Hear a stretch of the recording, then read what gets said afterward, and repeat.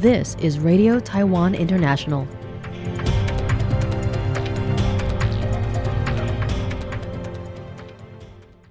Welcome to the news on Radio Taiwan International. I'm Phil, coming to you from Taipei, Taiwan. We begin with a look at today's top stories for Tuesday, April 14th.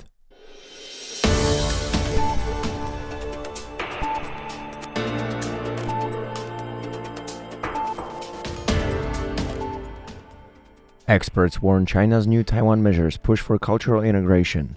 TPP expels Chinese legislator from party. And Taiwan highly values Lithuania's new economic action plan as Minister Lin meets Lithuanian envoy. But first, today's top story. Following the Zhengxi meeting, Beijing has released 10 measures targeting Taiwan. Cognitive warfare expert and Zhongyuan Christian University adjunct associate professor Liu Wenbin summarized their underlying logic as integration. Chinese affairs commentator Lin Zhenbin believes the measures pose a threat to the integrity of Taiwan's film and television industry. After KMT chairperson Zheng Liwen met with Chinese President Xi Jinping last Tuesday, Beijing's Taiwan Affairs Office released 10 so-called beneficial measures, including normalizing cross-strait passenger flights, supporting expanded sales channels for Taiwanese agricultural and fishery products, and permitting certain approved Taiwanese movies and TV shows to enter the mainland market. Leo argues that while this looks good on the surface, these measures could become a liability. Of the 10 measures, Leo said he is most worried about the one targeting the film and television sector, given its pervasive cultural influence across all segments of Taiwanese society. Once the industry starts chasing the mainland market, productions will inevitably bend towards Beijing's preferences. This soft power approach, he warned, is formidable. Lin Chenbin drew a parallel with Hong Kong, where the film industry has been in steady decline since 1997, forced to pivot toward co-productions with the mainland in order to comply with CCP content standards. These co-productions sell well in China while leaving Hong Kong audiences cold, as the cultural identity embedded in truly local storytelling has been hollowed out. The same fate, Lin warned, could befall Taiwan if increasing numbers of cross-strait co-productions crowd out Taiwanese content. Leo argued that Beijing clearly wants more Taiwanese to support its Taiwan policy and assist in United Front work, so they welcome KMT visits with open arms. He added that Taiwan should establish relevant legislation to counter the harms of CCP's United Front operations. Taiwan People's Party legislator Li Zhenxiu has been expelled from the party. The Central Election Commission announced that the TPP has formally notified of its Li's expulsion. Accordingly, the Central Election Commission filed a request with the legislature this Monday to cancel Li's legislative seat per Public Officials Elections and Recall Act. In an interview on Monday, TPP chairman Huang Guochang said that at-large legislators must be responsive to their supporters' expectations, fulfill promises made to voters, and focus on serving the public. Asked whether Li had met that standard, Huang said no. Huang emphasized that the issue is not about Li being a mainland spouse. He expressed his support for the former city Taipei mayor and TPP founder Ko Wen-je's inclusion of new residents and mainland spouses on the at-large candidate list. However, he reiterated that anyone serving as a TPP at-large legislator must remember they are there to serve the people, not to advance their own interests.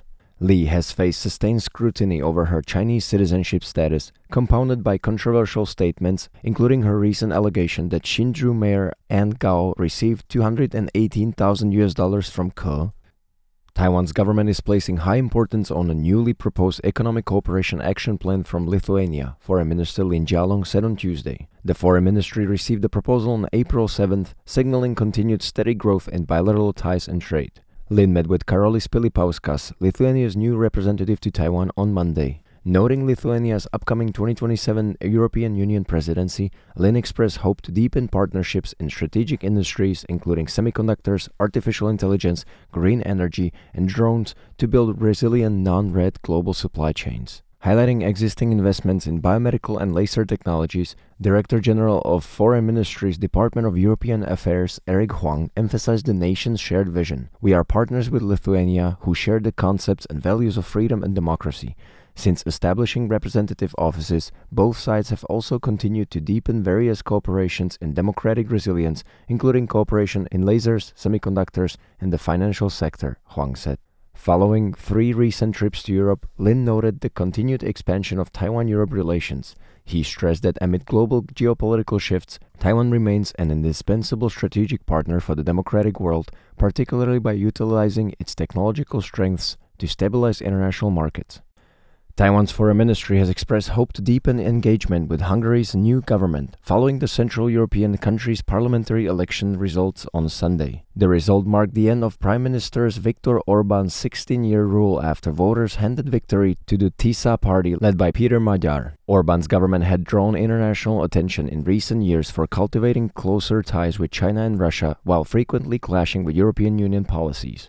Speaking at a regular press briefing in Taipei on Tuesday, April 14th, Foreign Ministry spokesperson Xiao Guangwei said preliminary results showed Magyar's TISA party secured a parliamentary majority of 138 out of 199 seats. Xiao said the election itself appeared orderly, but stressed that the outcome remains subject to final confirmation by Hungarian authorities. The Foreign Ministry spokesperson said Taiwan maintains contact with both ruling and opposition parties in many countries and expects to continue that practice with Hungary. He said, "The government, of course, hopes that, on the basis of universal values of freedom and democracy, we can further be able to carry out exchanges and cooperation in various fields with Hungary's new government and then further promote the deepening of bilateral relations." Acclaimed actor Tony Leung made a rare public appearance at the 2026 Golden Horse Film Academy Masterclass, drawing on 4 decades in film to offer this counsel to all filmmakers, quote-unquote, "Prepare yourself, and when the opportunity comes, you'll be seen." Organized by the Golden Horse Film Festival Executive Committee, the masterclass on Monday featured 3-time Golden Horse Best Actor winner Leung in conversation with Taiwanese actor Liu Guangting as session moderator. Leung spoke about his approach to performance and his method of building out character details. He also recalled his collaborations with directors Wong Kar-wai, Ho Xiaoxian, and Jeffrey Lau. The actor is also scheduled to attend a post-screening discussions for the 2025 film Silent Friend on April 14th, followed by a press conference before departing Taiwan on April 15th. Taiwan is seeking to expand its educational ties with Belize, Deputy Foreign Minister Chen Ming-chi said Monday as the country hosted a luncheon for a visiting delegation led by Belizean Deputy Minister of Education Dian Mahea. The 4-member delegation, which includes the University of Belize President Vincent Palacio, is visiting from Sunday to Thursday. Welcoming the group on the behalf of the government, Chen emphasized that since establishing diplomatic ties 36 years ago, education has remained a vital pillar of their bilateral relationship, highlighting joint achievements such as scholarship programs and a regional language center. Chen expressed confidence that higher education exchanges will foster international talent development and elevate their broader partnership. In response, Mahea expressed gratitude for the warm welcome and emphasized their shared bonds. "The deep affection between Taiwan and Belize is like that of a family," Mahea said, adding she hopes that the trip will forge new milestones for bilateral academic cooperation. This is Mahea's second trip to Taiwan, following her attendance at the May 2024 presidential inauguration. The delegation's current itinerary includes meeting with Foreign Minister Lin Jialong, visits to various universities and medical institutions, and an educational exchange forum with representatives from 10 Taiwanese universities. Thanks for joining me for the news. I'm Phil. Stay tuned for another 50 minutes of English language features brought to you by Radio Taiwan International.